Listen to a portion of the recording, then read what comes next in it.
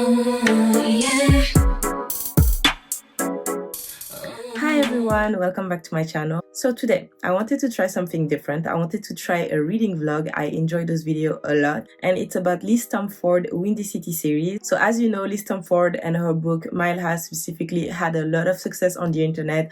I've seen it all over TikTok, all over YouTube, all over Instagram. People really enjoy that series, so I wanted to read it and to understand what was the hype about, because it was recommended by a few of my favorite YouTubers. So what I'm gonna do, I'm gonna speak first on the first two books of the series, so Mile High and The Right Move, and then I'm gonna talk a little bit about becoming selfish and staying selfless, because it's from the same author but not on the same format, and I'll explain that later on. And then the rest is gonna be a reading vlog on Caught Up. So yeah, as of today, I am 40% into Caught Up. So I started this morning, so the book is that good. I also have my tea with me, because this is for me the perfect season of the year if you're into reading. It's raining cats and dog outside, and there's nothing better to do on a Friday night, in my opinion, than to sit back, enjoy a book. And I want to go through this video as quick as possible because I actually want to go back reading. Caught Up is just that good. So first, Mile High. So it's about Stevie Shea and Evan Sanders. So Stevie is a flight attendant for the Chicago Raptors, which is the hockey team of Chicago, and Evan Sanders is one of the players on the team. To give a little bit of background on the characters, so Sanders used to play for the Ohio State team in university, and that's how he met his best friend, Eli Madison, that also is in the book and that you see throughout the whole series, basically. So that's how he met Eli, who was playing for an opposite team. He was playing for the Minnesota team, and they had an incident. So basically, Eli's injury caused for him to have to take a break in his hockey career, where he could have been picked up by an NHL team, sorry. Let me not make the mistake. So he could have been picked by an NHL team really early on to his studies and be like a young prodigy, basically. So they had a bit of resentment between them two, but they became best friends. And actually, you can get all of that background in the Selfish Duet, so I will go back to that later. And so basically, Sanders lives in Chicago, and he and Eli are seen as this power duo. Both of them actually created a charity called Active Mind of Chicago, but people seems to believe that Eli is the only one behind the charity. Why? Because Sanders is his polar opposite. So that's how the team is creating buzz around them too as a duo, because Sanders is a player, he has a lot of girlfriends. So Stevie Shea is the twin sister of a really famous basketball player called Ryan Shea, who also plays in Chicago, I think, for the Chicago Devils. So sorry, I'm really not good with sports team, especially because I'm not even from the United States. I'm from Belgium originally, and I live in Luxembourg, so this is really new to me. So yeah, so basically Stevie is hired as a flight attendant, and I think it's thanks to her connection with her brother, because she used to fly for NBA team before she started this new job, and so she's used to be around athletes. So Stevie, on the first day of work, she meets Sanders, and immediately is a jerk to her.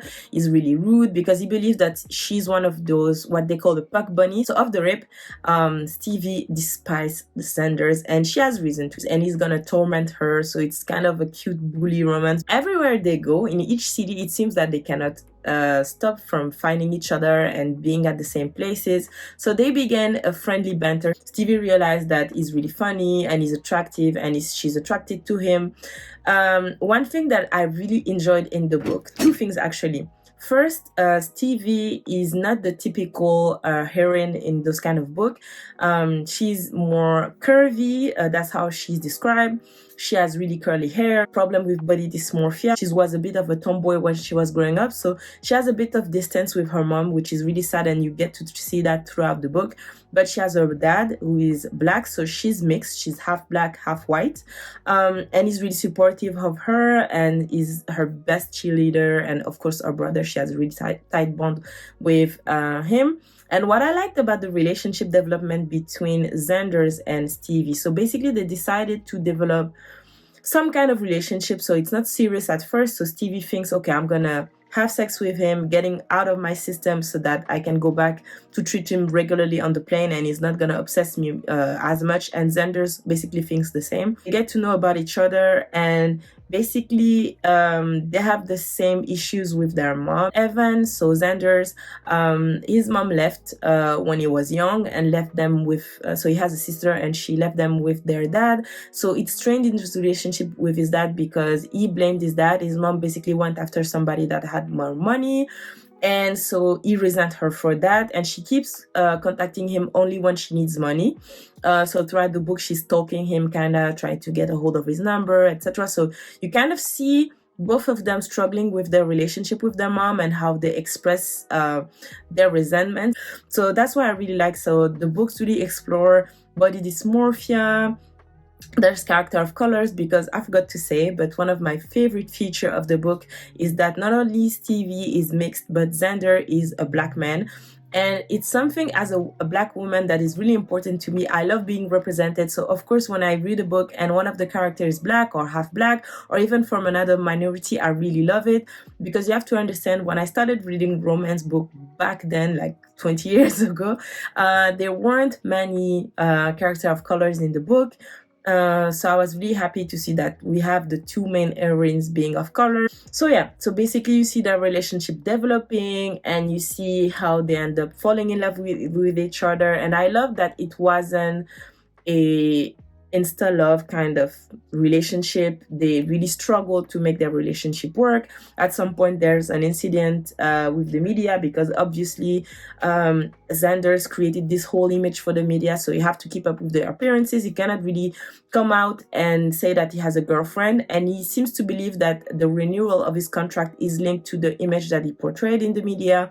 So he's really careful because he wants to keep playing in Chicago. So that's the aspect of the book that I like, because the relationship struggles that they had is really centered about this image that Xander's created. Because TV is like, okay, the more I know you, the more I realize that you're not this douche that is portrayed in the media. So that's how their love story is gonna develop. So I really enjoyed it. I think it's a solid 4.5 stars for me. Then the second book is The Right Move, and as of now, I'm saying as of now because Caught Up is that good, is my favorite out of the series. It was amazing, and it didn't start really great for me because it was a fake relationship kind of scenario, and I enjoy those, but they're not my favorite trope. So I believe that I would like the first book more, but actually The Right Move, I read it I think in one sitting. It was just that great. So it's about Ryan Shea. So he's Stevie's twin brother, and he plays for the Chicago Devils. So Ryan is really cold and really closed off because he almost got betrayed by a girlfriend a few years ago. She tried to have a baby on him so that he could pay child support, and the baby was not even his. So he became really distrustful of women, and he doesn't want to get into a relationship. But so basically his whole life is centered towards basketball. So play, train, sleep, that's all he does.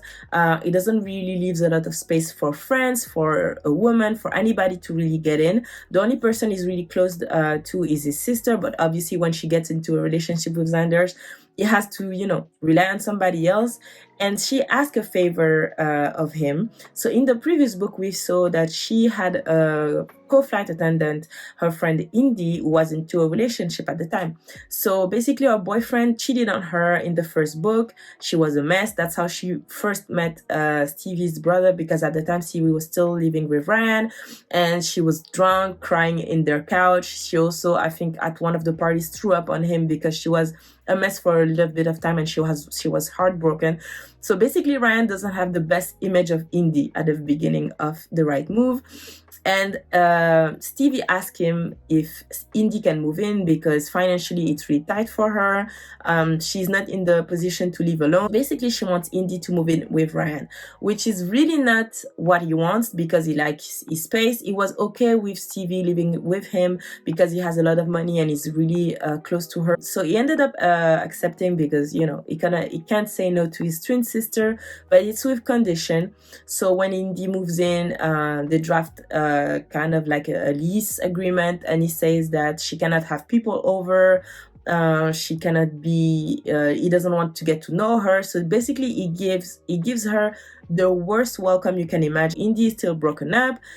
She used to do everything for her boyfriend and to live according to him, and that's one of I think her best trait, and also worst trait of character, because she tends to forget herself in relationship with other people. She's supposed to attend one of her friend's wedding at some point in the book, and how the fake relationship came about. So Ryan was playing basketball one day. He was training, I believe, and she came to the arena because she had a problem with her key or something like that, and she met his coach. And his coach is really trying to get him to live more, to be more open to people, and to not be that closed off, you know, and not that cold, and not focus everything on basketball, because he recently became the captain of the team. And his coach believed that he cannot be a great captain if the only thing that he thinks about is himself. He doesn't really know how to interact with the team. He doesn't really know how to let people in. His position on the team is not really secure. So he decided to introduce Indy as his new girlfriend so that his coach could get off his back. And it's good for Indy because for the wedding she has to attend, she could bring Ryan as a +1 because she heard that her ex-boyfriend is gonna bring a +1, and she doesn't want to come alone, you know, because she doesn't want her friends to force her to get back with him, and etc. So it's a win-win for them, but she's a little bit reluctant at the beginning because Ryan is so cold to her. But that's what I loved about this story, is that their relationship really took the time to develop. It was first Ryan being protective because Indy has fertility issues. She needs a lot of money to freeze her eggs and be able to become a mom later on, because her mom had some fertility issues that are genetically passed on her. So even though she's not that old, she will have trouble having children. Ryan, for example, doesn't make her pay rent. He's worried for her when she goes and tries to work as an Uber driver, I believe, and she's out late at night. So he's really protective of her, especially when he heard that she's really close to some of the hockey players, because obviously she worked as their flight attendant. So they've developed a bond, especially with one of the player, Rio, and he's becoming a little bit jealous of Rio and the bond that he has with Indy. And there's an encounter with Indy, her ex-boyfriend, at the arena one day. Ryan is playing a game, because actually the funny thing is the ex-boyfriend is one of the biggest fan of Ryan. He and his friend came to the game, and they're really shocked to see that she's dating Ryan. So their relationship takes a turn, and they start to develop real feelings for each other, which is my favorite kind of fake dating. So they start to develop real feelings and a real closeness. It was a beautiful, beautiful love story, and I love to see how you can still see Stevie and Xander's, because obviously their relationship continued to develop in that book as well. So that's what I love. I hate when a series introduces characters and you don't hear about them in the next book, so that's why I really enjoyed. So this is for the first 2 books of the series. As of now, I'm 40% into caught up. It's the story of Kai. So Kai is introduced in The Right Move as a baseball player who is a friend of Ryan, and I'm saying friend loosely because, you know, Ryan doesn't really have friend at the time, but they develop a bond thanks to Indy as well. So when Ryan and Indy get into a relationship, Kai also gets closer to them, and he's a single dad. So what happened, he had a casual relationship with a woman. She got pregnant, and she realized 6 months later that she didn't want to be a mom, and she decided to drop the baby to him and basically be like, I don't want to raise him, so you do it. So he took care of his son Max by himself, and he went through a lot of nannies. And this is funny because they already speak about that in The Right Move. He has a lot of guilt for missing out on his son, how he came about, the pregnancy, and the first 6 months of life. So at the beginning of the book, it's before the summer. He just fired the umpteenth nanny, and they have to go on the road soon. So his coach is really frustrated because he had the same struggle as a young baseball player himself. Because before he became a coach, he had to raise the kid by himself, and he decided to retire early, and he doesn't want Kai to retire early. On top of that, Kai is on the same team as his brother, so it's a really nice bond that they share. They play together. They're really close. They are like 2 years apart, and Kai took care of him when they were young because from what I understood, his mom died, and the dad basically became an absentee father. So the coach decided to offer the job of a nanny to his daughter. His daughter is Miller. And basically Miller is a cook. She's a pastry chef. She's in a bit of a rut. She cannot come up with new recipe.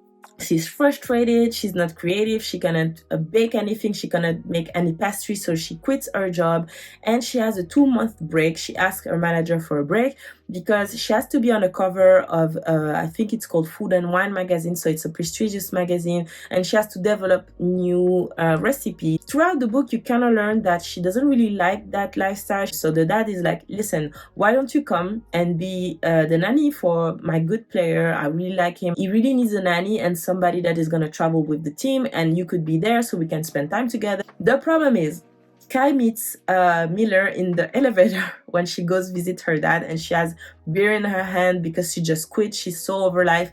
She's tattooed, she's really sexy, she has a really, you know, curvy body. He has an image of her that is really wrong from the start, because he's like, who is this person drinking at 9 a.m. in the morning, wearing really sexy clothing? I don't want to leave my kid with her.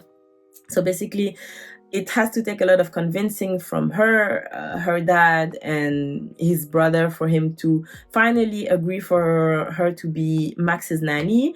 And she developed not only a bond with Max because he's such a cute kid and he's so nice to her and he loves her instantly, but she started having feelings, and I would say not feelings but attraction, because that's where I'm at now, for Kai. The point I'm in is where Kai and Miller are starting to really realize that they have attraction. They kissed already, but the thing is she leaves at the end of the summer because she has to go back to a chef career. Her dad is trying to make her leave that career and have a more stable life, you know, do what she really want to do.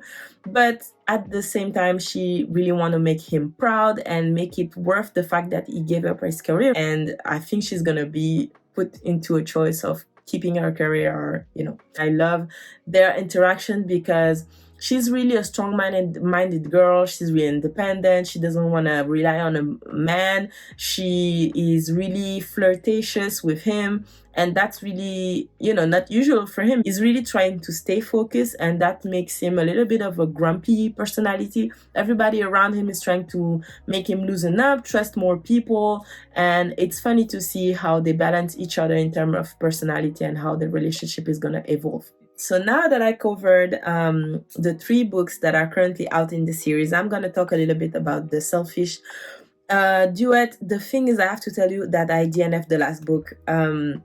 One thing about Liz Tomforde, her books are really long. But for Mile High, The Right Move, and Caught Up, I don't even realize it. I'm really swifting through them. So for the Selfish Duet, I have a really hard time with these books. The first one was okay. I would give it 3 stars. It's the story of Eli Madison and Logan, his wife. So Eli was introduced in Mile High as Xander's best friend. So you see kind of how they became friends, how he met his wife. He's a bit of an asshole. He doesn't stick to one girl, and he meets Logan. She just left California because she met his brother Mark when she was abroad in Spain. She basically gave up everything in California to go live a semester abroad. She met Mark, he became her best friend, and he convinced her to move across country and come live in Minnesota.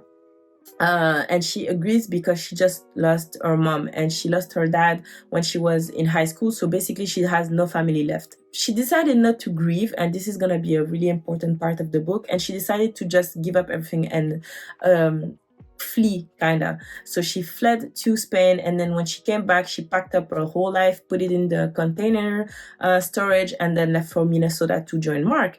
So that's where she meets Eli. So Eli has a kind of a complicated family history as well. His dad is not his biological dad, it's his uncle, his mom brother, because when his mom died during childbirth, he was left with his dad. His dad was a deadbeat. Mark and Logan are in the same program. They're starting an MBA, and Mark doesn't want to live in the hockey house anymore, so he's gonna live in the campus, and he's on the same floor as Logan, and they meet a girl named Ali, and they all become friends. That's how Logan is gonna meet Mark's brother Eli. And at first she has a wrong impression of him, but they have this kind of insta love, which is one thing that I didn't really enjoy. I don't really like those kind of books because to me, it happens in life, obviously, and I'm a Pisces, so I'm a hopeless romantic. But to me, falling in love like that with no, you know, relationship development is not something that I enjoy reading too much. So the fact that they were in love right off the bat, I was like already like, oh, okay.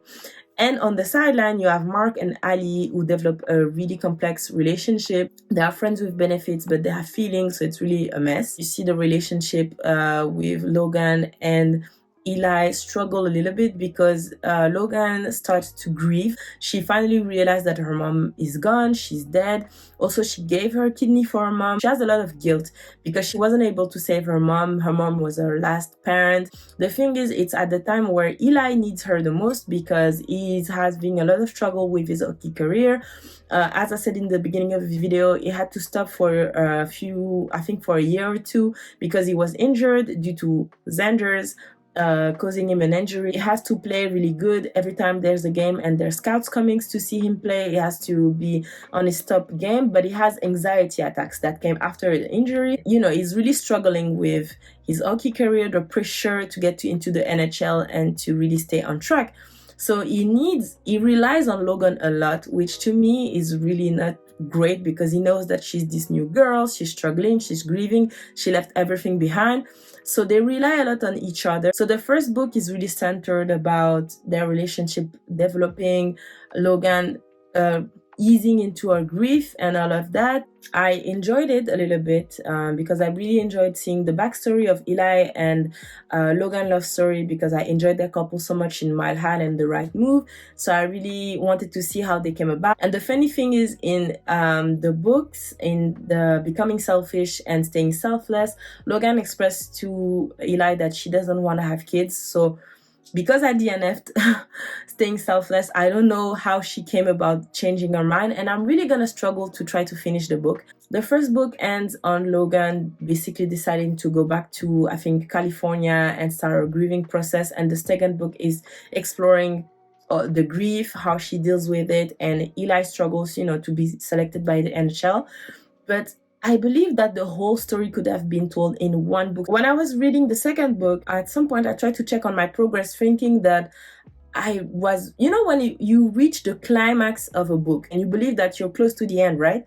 So that's what I believed. And I was like something like 150 page out of 600. I was only at 1/4 of the book. So that's when I decided to DNF because it's really drawn out. One thing that I would say, the spice is really good in those books. So Logan is a virgin at the beginning of the first book. So she decided to give her virginity to Eli, and you see their relationship slowly evolving, and it really takes the time for her to say, we're gonna go at your own pace, whatever you want, when you want, that's when we're gonna do it. So I really enjoy that, and I really appreciate that from Eli. So their relationship sexually really developed, but to me, I didn't feel like their emotional relationship developed. I didn't feel like I got to see them falling in love. They were just in love from the beginning, already spending every day together. Eli is really clingy to Logan. As soon as she's not with him, she is calling her, checking on her, and he's not really giving her space to grieve, which is something, as for someone who lost her parents and know what grief is, I would have felt so suffocated.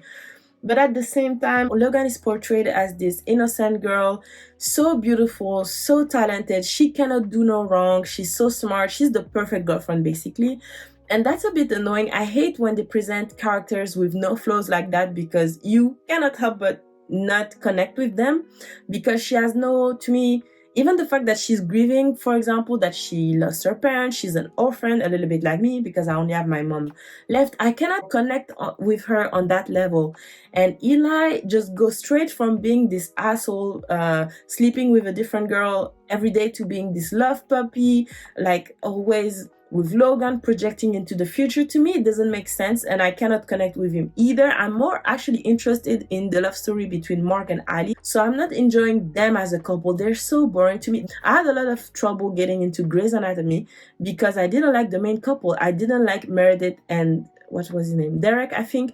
I couldn't connect with them, so I watched for the side couple, and that's what I'm having with this book because some scenes are so not necessary. It's the decision that they make. You feel like they're not the age that they're supposed to be, that they're supposed to be like 22 years or something like that. And you feel like you're reading high school people interacting. It's really frustrating, and I feel like their relationship is really childish. I don't know, like, I'm gonna try my best to finish when I'm done with Caught Up before I jump into the last book of the series, because I really don't want to do this to myself, especially because I want to understand the background and the backstory of Eli and Logan relationship. But this book is so long, and you can tell the difference in writing as well. I hate saying that because I think Liz Tomforde is an amazing writer, but you could tell that she evolved so much between the Selfish Duet and her Windy City series, because it seems like years have gone by between them. So yeah, I'm gonna leave it at that. That covers the entire series for now. I'm gonna come back for like 1 or 2 checkups when I finish the book, so that I can give you my opinion and a more, like, you know, up-to-date reading vlog. But yeah, as of now, I really enjoyed this series and I cannot wait to finish it. Hello guys, I just wanted to give you a little update. So I'm approximately like 70% in Caught Up, and I'm really enjoying this book. Like I said before, what I really love is the way the relationship between Kai and Miller is developing, but also the fact that she's also developing in relationship with Max, his son. To see and to witness her falling in love with both of them at the same time is really what is making this book great to me, because I have a stepfather myself, but it didn't change anything. And the love that she gets for Max, I completely relate to that, because blood is not everything and you can create the family that you want.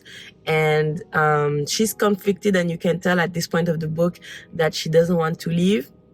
But I have an inkling that she will leave and then come back, something like that.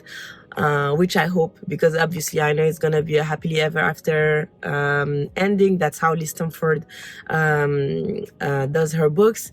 But it breaks my heart to see how much she's resisting this pull that she has to Kai and that she has to Max, because the thing is, she's convinced in her head that she has to make up for the fact that her dad sacrificed his career, his baseball career, for her, and the sacrifice that he made for her has a huge impact on how she sees her life, and is really weighing a lot on her and on her heart and mind.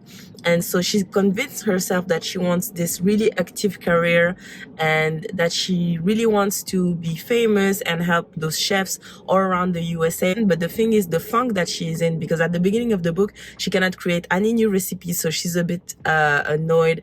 And I think it's a sign that she needs to take a breather and really finds her true passion. And Kai is trying to help her do that, and the fact that she's resisting all of that is really hard for me to read, because it's such a beautiful story. You guys are gonna see. But yeah, I just wanted to give a little update. I think I'm gonna be done with that book tomorrow, I hope so. But I'm really enjoying it so far. I was so sure that I wouldn't love a book as much as I love The Right Move, but at this point I can tell you that Caught Up is really growing into my heart, and I can already see that it's gonna be a 5 stars for me, for sure. And after that, I'm gonna try my best to finish Staying Selfless. But every single time, it's such a struggle. So I'm curious about it, you know. I really want to find out why she felt the need to have 2 books of 600 pages on that couple alone. I would have loved to have a second book on Brian and Indy, especially on their fertility issues, and how they overcame that. But no, we got twice Eli and Madison, not Eli and Madison, Eli and Logan, which, don't get me wrong, I love that couple, but this was not necessary, not at all. So yeah, I'm gonna finish Caught Up, and I can't wait for June, because June is gonna be Isaiah and Kennedy. So Kennedy is one of the medical assistant, like, you know, of the baseball team, and Isaiah is the brother of Kai and is a player. So Kennedy just got out of an engagement. I can't wait to see how she's gonna write their love story.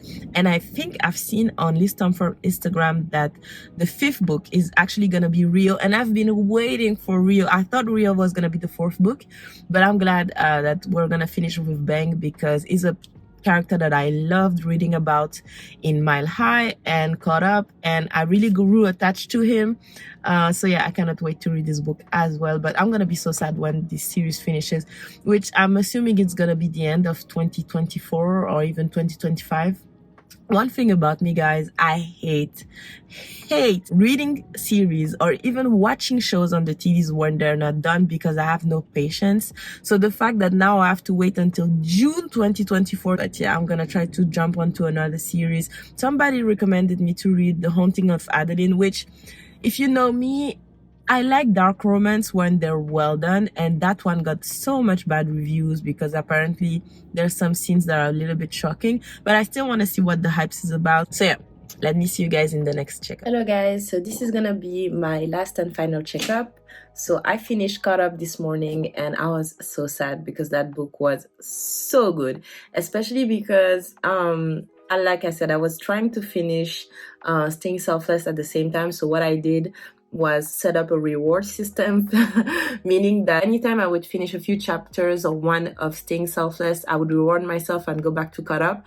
But then I finished Caught Up like this. Like I predicted, Miller ended up going to California like she planned, because she was supposed to go to LA to work with this chef she's been dreaming of working with, but she ended up going back to Max and Kai, and I'm gonna not explain how that happened. So it was a happily ever after ending, and yeah, the way the relationship evolved between her and Max was the cutest things to read, especially because at the moment I have this huge baby fever. Like, I swear to God, I'm ready to have a baby. Like, if I had somebody in my life, I would be pregnant. And at the end of the book, you get also a sneak peek of the other couples. We also get Ryan and Indy's wedding in that book, so I loved it. One thing that I was confused, and maybe it's just me, I feel like at the end of The Right Move, they explained that Indy and Ryan had 2 kids,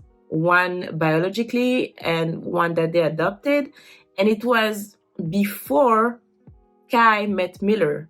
But in that book, in Caught Up, they only mentioned the child that they got biologically, so they mentioned that Indy was pregnant. But I thought I understood that she became pregnant after they did all the process to adopt. Maybe I'm confused, so if somebody could clarify that for me, because I'm not sure if I understood it correctly. But yeah, the book was a solid 5-star. If I could, I would put 6 stars. I really loved it. So yeah, thank you so much for watching this video. I hope you guys liked it. Please give me your opinion on Caught Up and the whole series, and please tell me what is your favorite couple. To me, it's a tie between Caught Up and Right Move as my favorite of the series so far. But in terms of the couple and the way the story developed, I still prefer Ryan and Indy. So you guys, please tell me your favorite and if you're anticipating for the next book. And I'll see you in the next video. Bye! Oh, yeah.